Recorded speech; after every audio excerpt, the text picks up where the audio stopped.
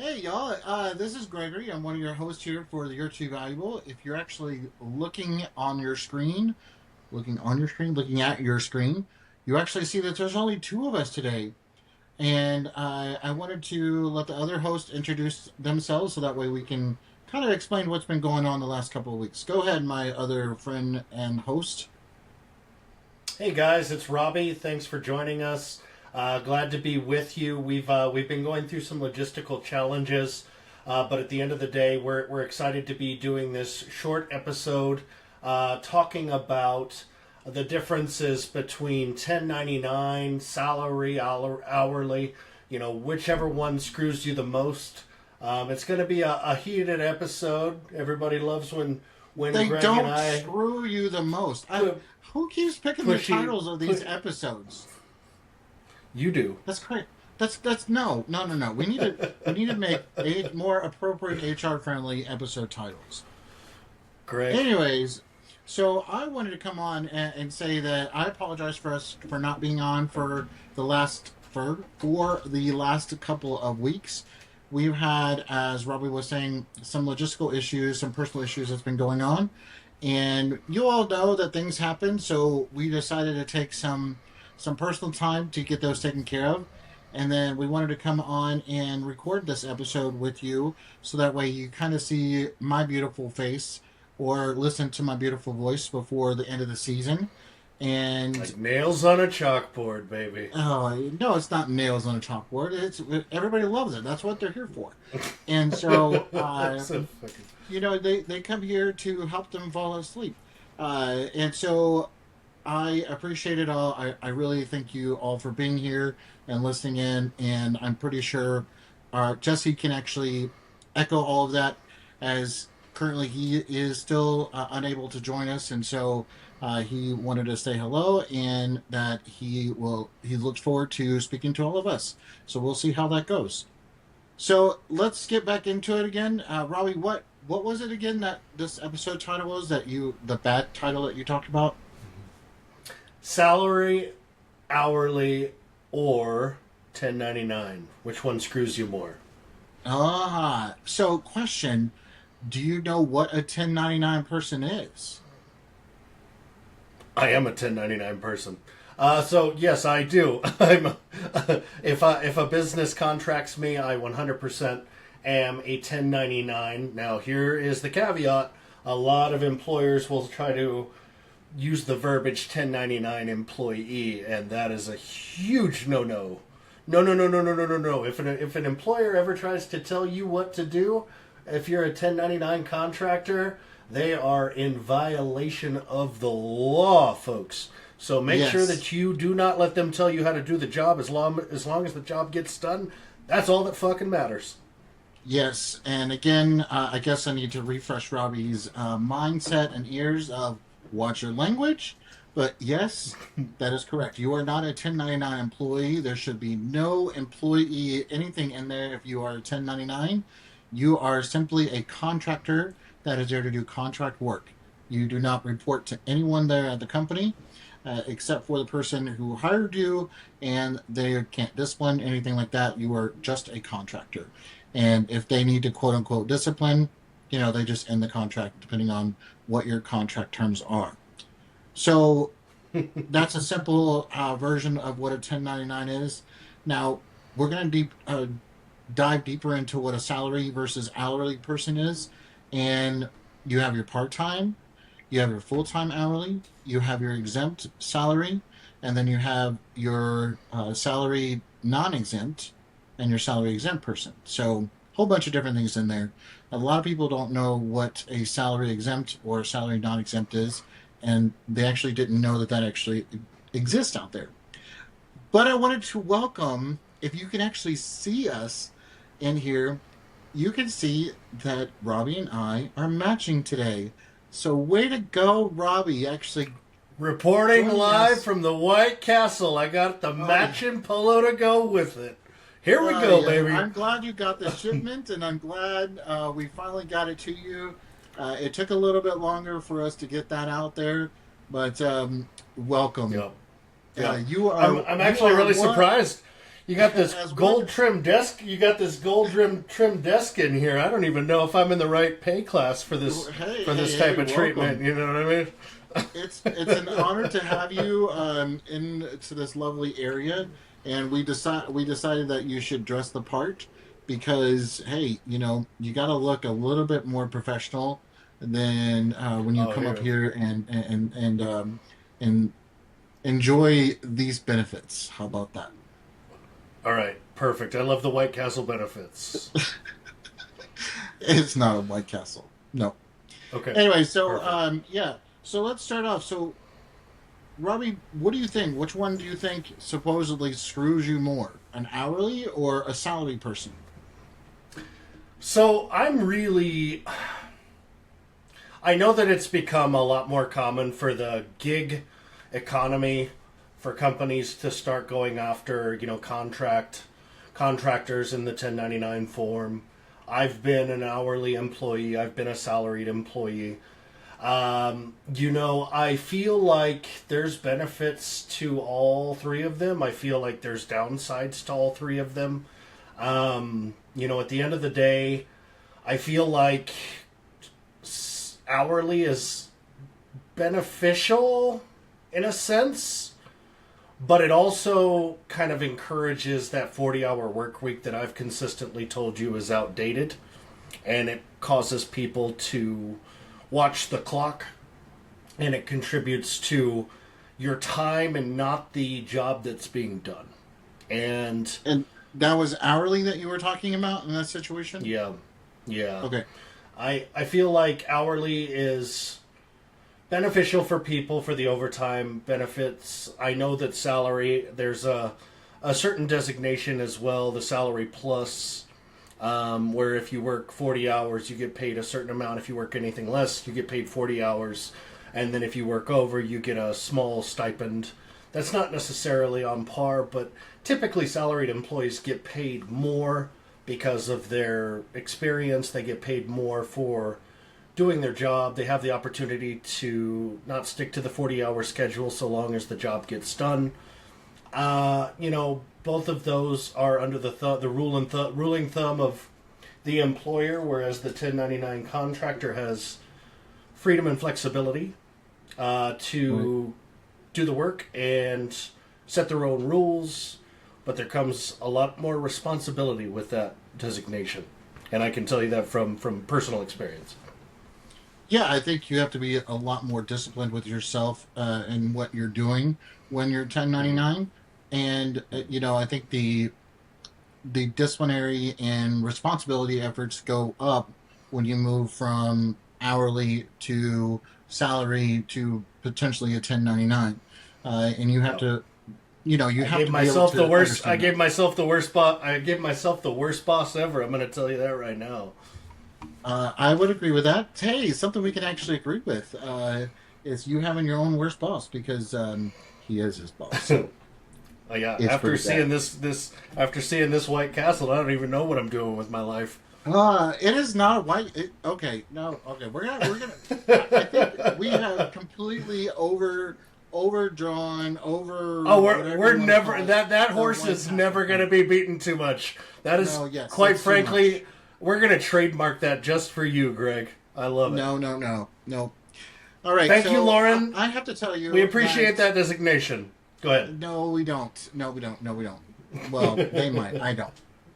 So for people who are exempt, you're generally working your 40 hours. Some employers try to mandate you do at least 45. And to me, I echo and I agree with what Robbie was saying is that the 40-hour work week is completely outdated. It's not necessary. There's not necessary for you to do that. Now, I will have to say that you do have to have certain collaboration times that you all need to be together and be able to do it because you need to be able to work hand in hand with your coworkers. So that allows you to kind of have that same set time frame. But you don't need 40 hours. You may need more of 40 hours some weeks. Some weeks you may need less than 40 hours. It's not necessary for you to have it. And also, it's not necessarily for you to be there from 9 to 5. or 8 to 4. I love my 8 to 4 shift. That's what I tend to work most of the time.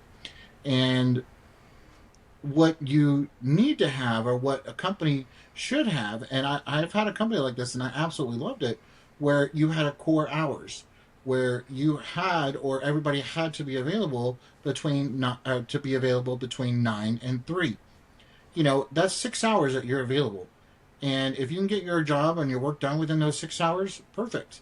But that was a time that everybody was available, so that way you could get your meetings done, and you could have meetings to plan your other meetings, and then you could have meetings to wrap up your meetings and continue to have more and more meetings.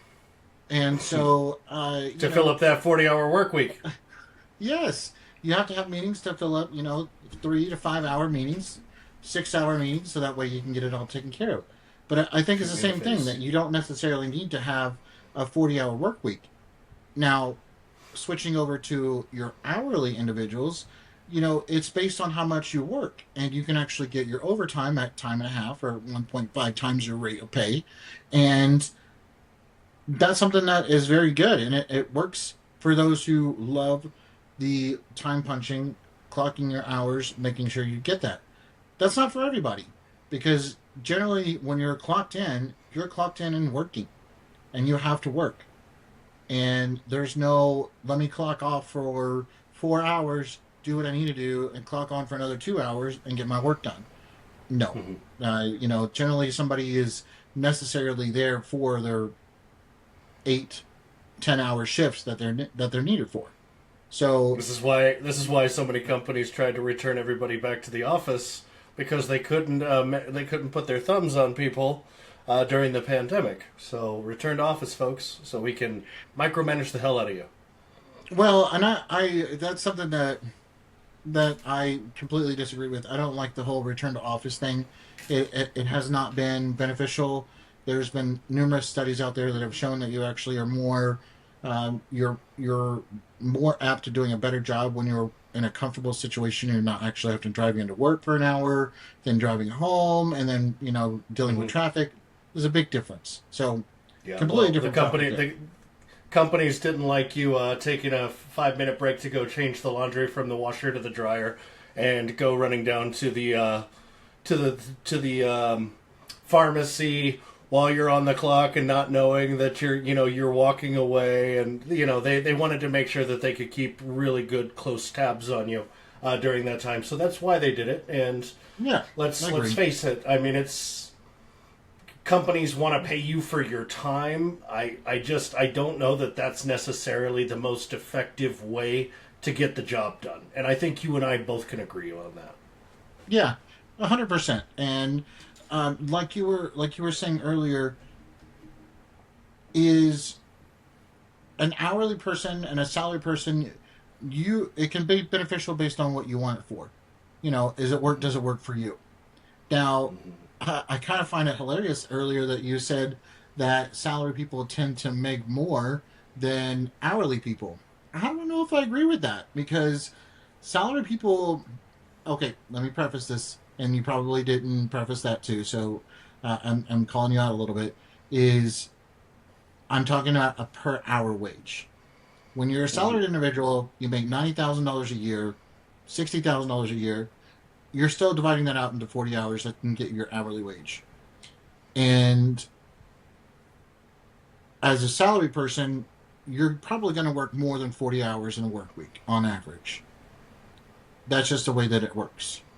And so, I don't know if I agree with the fact that a salaried person makes more on average, potentially. On an hourly basis, on your time basis, absolutely not. I don't think that that's even remotely the same. Because when you're salary, you're working all the time. You're never quote unquote off. Oh yeah, that I can agree with. You basically are the proper. So that was a big reason I walked away from my big cushy, director level role from in a Fortune 20 company, was because I felt like I was the property of the company as a result of that salary.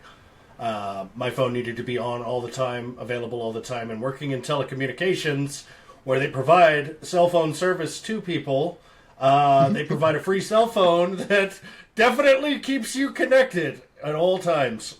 So anyway, And they can track where you're at if it's their company phone.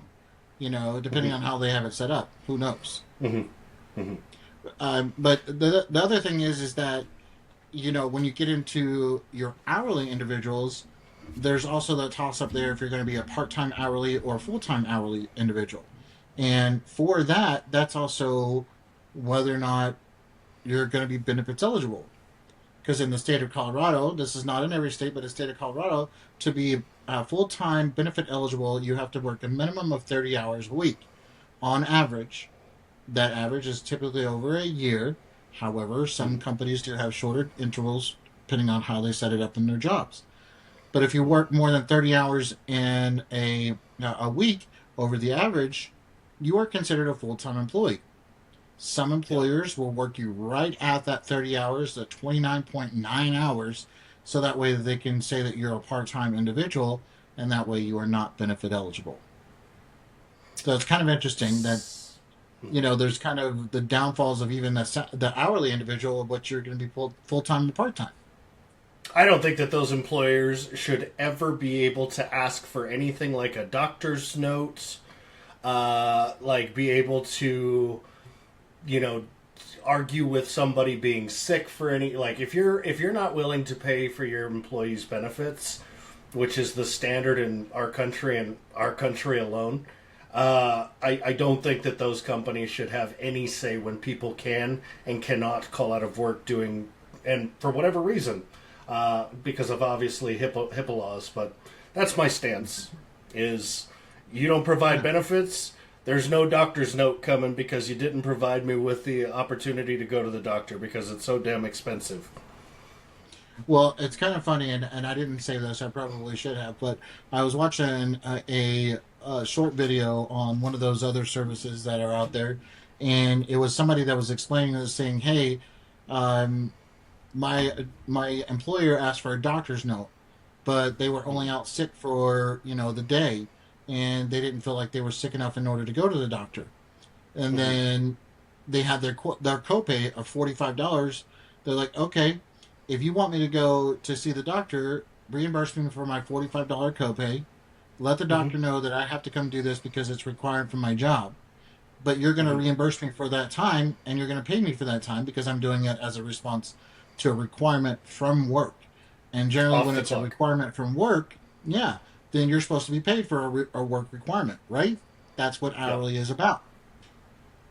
So they were like, I respectfully declined, saying I am not going to get you a doctor's note because, one, you're not paying for my time for me to go to the doctor. Two, you're not paying me for the cost that's associated with me going to see the doctor.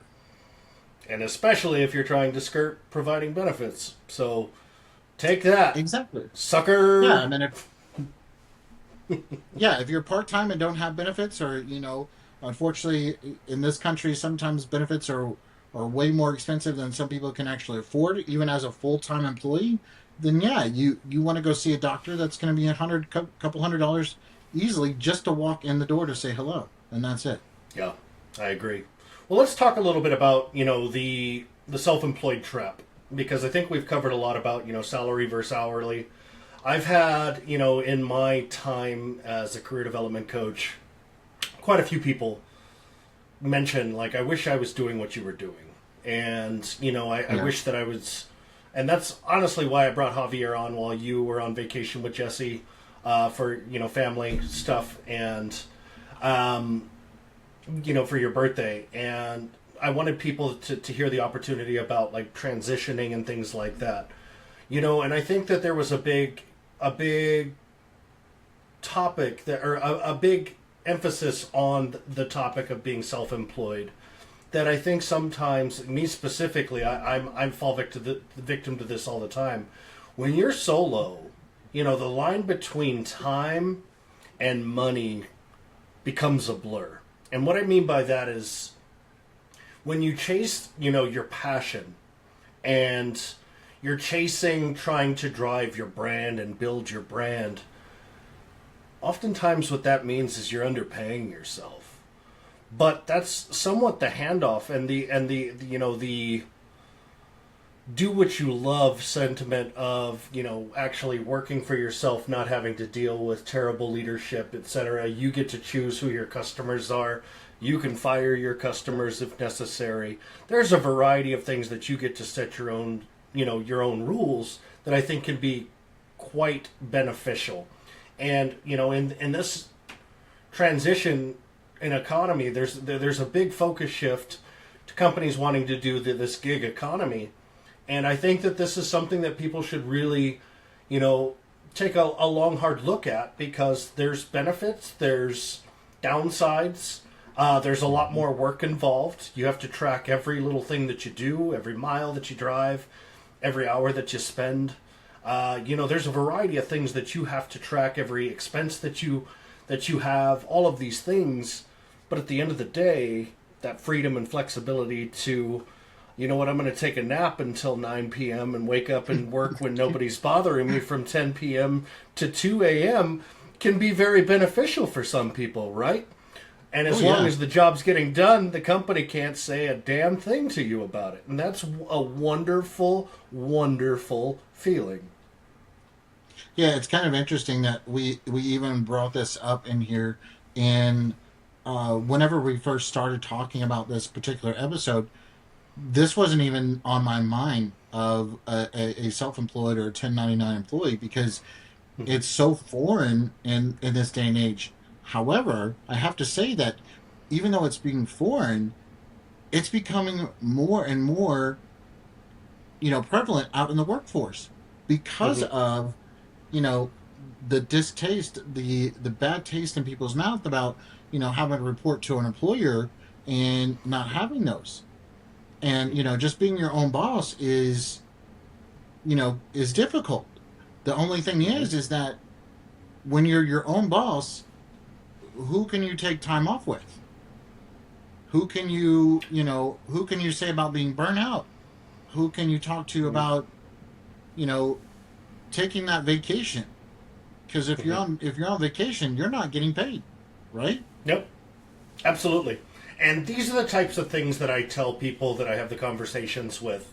And I'm actually in the process of starting a business to help people make that transition, because I do see such a big niche market for it. One thing that I'll say is that you don't get any benefits. You don't get PTO. You get survival math. And people that are not typically accustomed to... I like that, survival math. Typically accustomed to setting aside 30% of every check that they bring in, saving every single receipt that they use, which some people do, and while they're employed for reimbursement, but every single receipt, for meals while you're on the job, or whatever the case is. These are the types of things that people don't account for. But at the end of the day, you're going to get a far bigger payout to basically allow you to set aside money for benefits, to set aside for, the payouts are going to be larger because you have to pay your own taxes. You have to pay for your own medical benefits. That's one of the big things, is you have to look at it from the perspective of what's more important to you, that autonomy or the perks at work that I think we talked about during the last episode. So it really comes down to what your preference is, and if you're willing to be disciplined enough to do it. Oh, that episode that I forgot to hit the video button on, and that everybody just got to listen to us.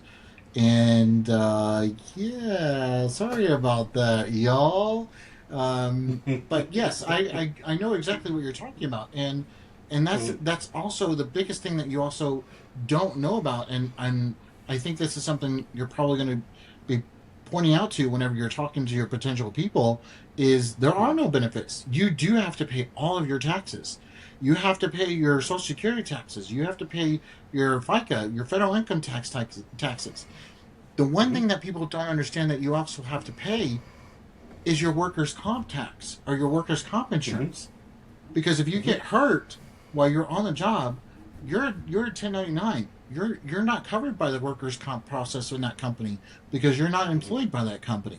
So, and a lot of people don't understand that you do have to get all of this insurance on yourself, because you're not covered by the company.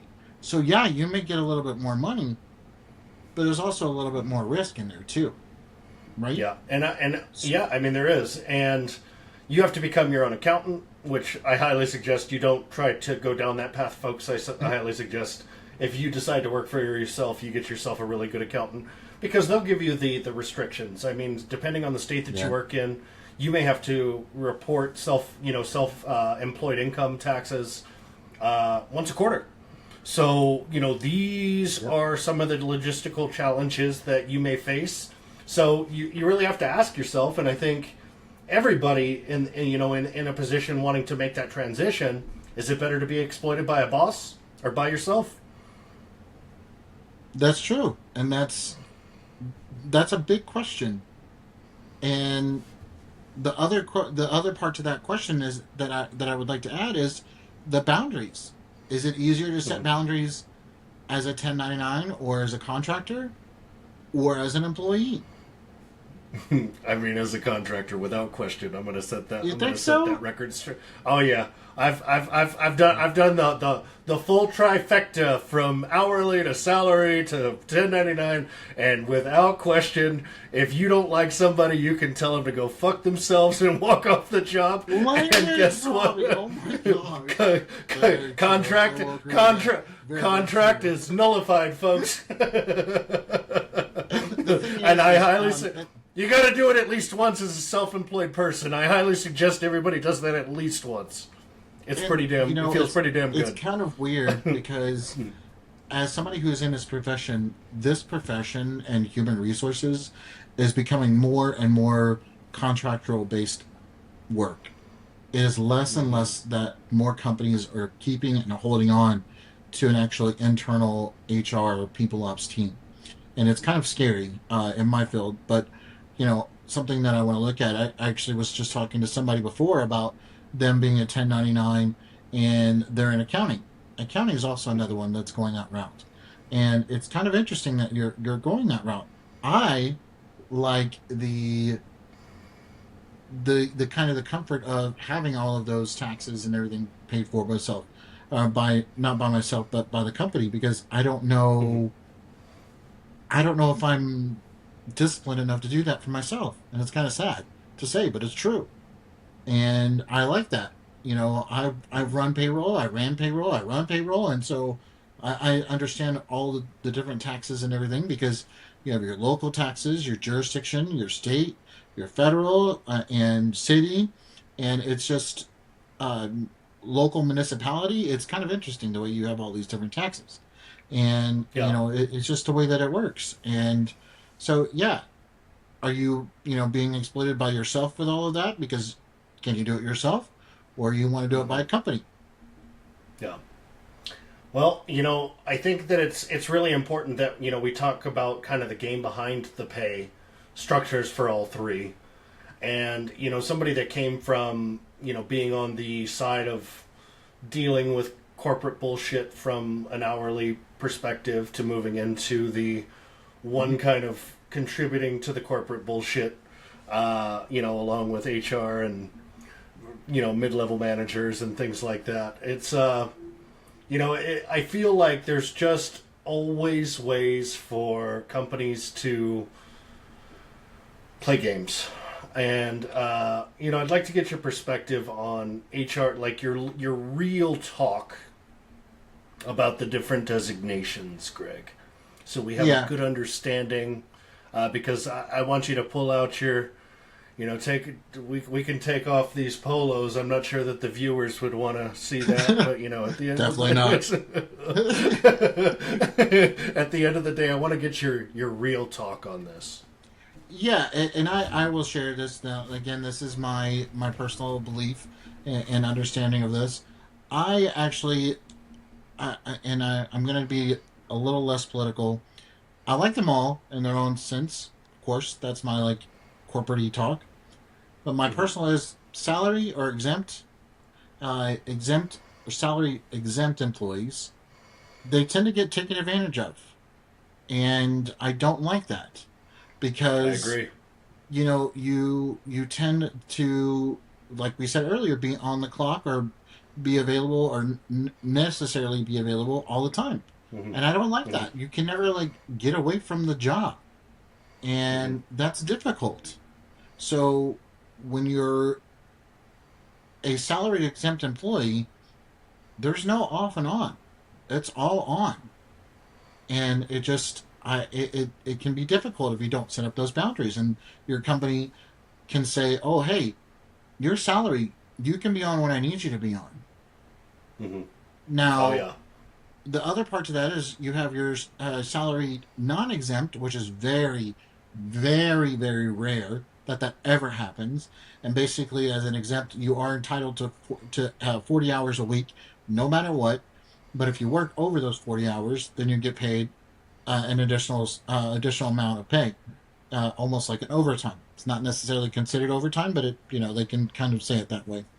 And that's you have to track your time for that. You have to clock in like a normally hourly employee.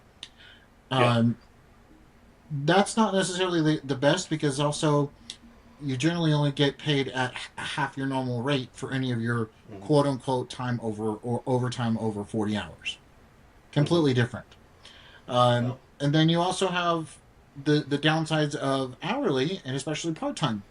Like we were saying earlier, Hmm. you may not get 30 hours a week here in Colorado. That's a requirement. Some states it's 32.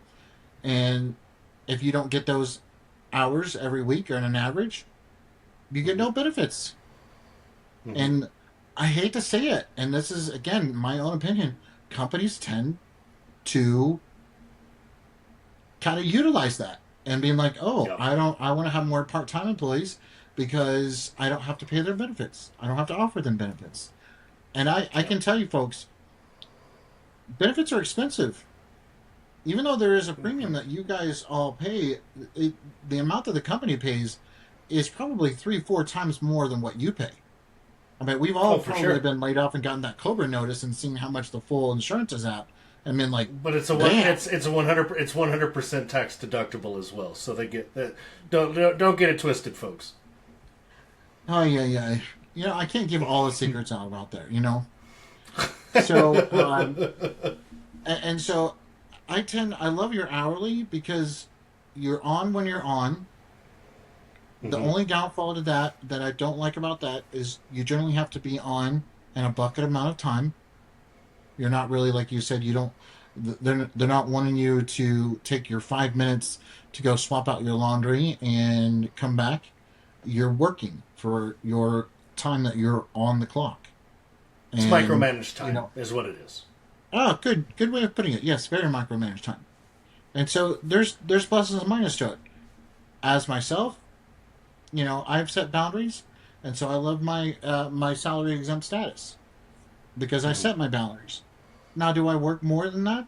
Absolutely. The other day, I worked, from 8 a.m. to about 9 p.m. at night because I had to get something Hmm. done, and Hmm. so it happened, Hmm. and I set that expectation to my employer is that is the exception. It's not the rule. I agree. And something that I think that even with freelancers, business owners, they get the same treatment with what's called scope creep. Do you know what scope creep is, Greg? No, I don't. See, this you're teaching me things because I don't know a lot about this whole freelancer So 1099 thing. I wanna learn more about this this from you later. the scope of the contractual agreement between the company or contract and the contractee is the scope of responsibility and what the job entails. So, what the end result will require. You find that there's a lot of politics that goes into dealing with contractors as a contractee. And they will wine and dine you and make you feel all kinds of special and then all of a sudden the goalposts for the scope of that responsibility start moving and come on, and it's like it happens quite frequently. It happens quite frequently. Now, here's the thing: if the contractor that I've contracted with, if they've done well by me and they've given me no reason, within reason, I have no problem agreeing to some of those. But at the end of the day, I highly, highly, highly encourage people that go into starting their own businesses to be able to set those boundaries, because here's the thing. You start creeping into working well into free territory if you start trying to appease every specific accommodation that contractor has asked for, whether that's an individual, a company, a governmental entity, doesn't make a difference. And hail to the no. Do not work for free. You are not a volunteer. So, I'll tell you this. I'm currently working on my third business. Greg, you actually are a business owner because this is a legal LLC. So you actually you forgot to mention that. We are partners in this entity. Very true. I'm working on my third business, and I feel like I'm getting into Javier territory from that serial entrepreneur. But at the end of the day, I feel like I have a lot of skill sets that can benefit a lot of people. And I'll tell you this. I feel like up until about 2020, you could have a lot of skill sets, and those skill sets were beneficial to the company. But now, I feel like after 2020, companies started to discourage you from doing anything outside of your job description, and only to do your job description. Yeah, your lane. And I feel, stay in your lane. I love that term. I miss roles that term and responsibilities. with a wholehearted. Stay in your lane. I had a supervisor tell me that one time, and I almost told him to go fuck himself. Needless to say, I was able to regain my composure. But, that was also the same supervisor that told me that he required me to have my cell phone on me at all times, even during my paid vacation. So that he can go fuck himself. Needless to say, Greg, what can we do? What can we do? Yeah, the best thing in the you can do with any job is just track everything. Make sure you track your hours. Make sure you stay where you need to, and do what's right for you. There's a lot of the things that we've been talking about that you just got to take care of yourself, and make sure you know what your worth is for yourself and who you are. And the best advice I have ever been given is learn to find a job or something you like to do, and learn how to charge for it. Because once you find that is your passion, and then you can charge for it and make that money and become that career that you want it to be, or, and just have fun with it. But know your worth, know your rights. Because if you don't know your rights, you can be walked over. And that's really sad, because that unfortunately happens more time than not these days. And I can't stand that. You gotta fight for your right to party. Just joking. No. Okay. So one Robbie, thing I'll say is this. I have to ask. Go ahead. I'm going to let you wrap up, but I want to ask this one. Out of all of them that you've had, since you said you worked on hourly, salary, and now you're business owner / contractor or 1099, any one of them that you think is the best? I would never go back to working for a company. What I would say is this. Sometimes people that go into business, they second guess, and I think you just alluded to this. Understand what the costs of your business are. Understand what the costs of operation are. Don't peel away from your profits to appease just to attract business, you can't serve everyone.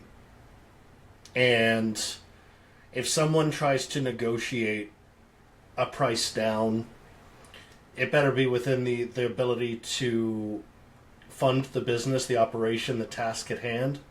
Otherwise, you're going to find yourself right out of self-employment real quick, folks. So just make sure, like Greg said, know your worth and stick to that worth. That's critically important.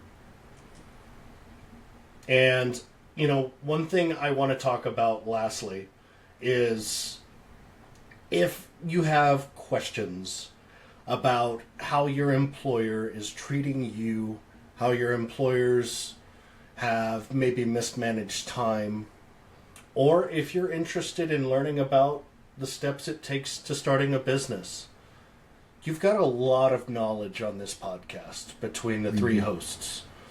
You're always welcome to reach out to us. We have our email addresses individually.